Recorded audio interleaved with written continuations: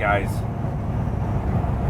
Up until this point, all of our shorts, our reels, every video that we have made has literally just been the answer to a question that somebody asked either us directly or questions that we found on all the various diesel Facebook pages that we are in. Before Facebook, all you youngins, there was forums. So some of the videos we've made are addressing questions that I answered 20 years ago on the forums before Facebook even existed. But at the end of the day, all of our videos have just been the answers to questions asked by diesel owners, new diesel owners, or people interested in owning a diesel that want to know what kind of problems they're going to run into. And the most common question that we've answered so far is fuel additives.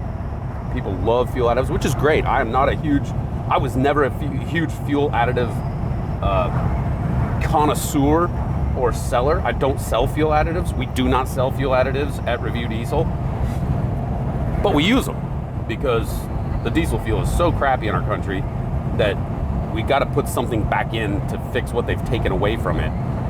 And so in doing all of these videos and answers and questions and on and on and on, another very popular one has been cold weather, diesels in cold weather.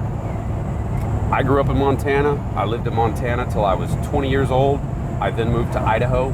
I lived in Idaho till I was 28 years old. I then moved to Washington State, just south of the Canadian border. I've lived in cold weather and cold climates and worked and lived and driven nothing but diesel trucks the majority of my life. I've only lived in Georgia for 12 years. And I've seen it get down into the teens here, which is nothing for a diesel, like nothing. Like this 6-liter we're driving, fired it up this morning, 30-something degrees outside. I didn't even wait for the glow plugs.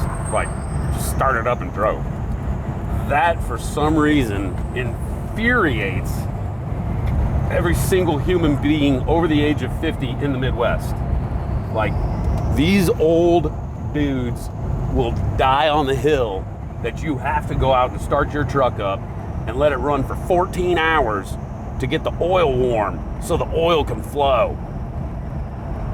So you're telling me it's better to let that thick, cold, almost non-functioning oil sit at an idle for a long period of time rather than increasing the RPM of the engine and warming that engine up so that that oil can thin out quicker and get to the places higher up in the engine that it needs to get to. That's not important, but letting it sludge around to the crank and the bottom of the motor is way more important than getting in your truck and driving it and letting it warm up that way. You guys are freaking brilliant. Like, you guys are on another level. I don't even know if I'll ever be that smart. Or super stupid, because that is super, super stupid. If you live in the Midwest or Antarctica, if we want to get ridiculous with it, plug your block heater in. That's going to keep your oil and coolant and your block around 65, 70 degrees internal. The outside of the block is still going to be freezing, but right around the heating element, it's going to be pretty decently warm. We shot it with a radar gun one year when I lived in Idaho. It was unbelievable. It was 32 below zero, and we were just curious what the block heater was doing.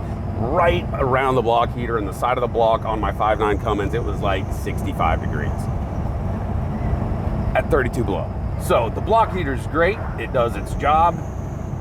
I still, at 32 below, did not let my truck sit around and idle for half an hour. I unplugged the block heater, I jumped in, started the truck, and I drove to work. And I did that for 250,000 miles and experienced 0 engine damage and 0 engine failures.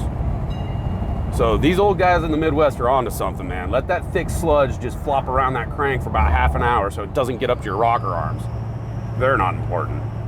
These guys are, you gotta look these guys up. They are onto something.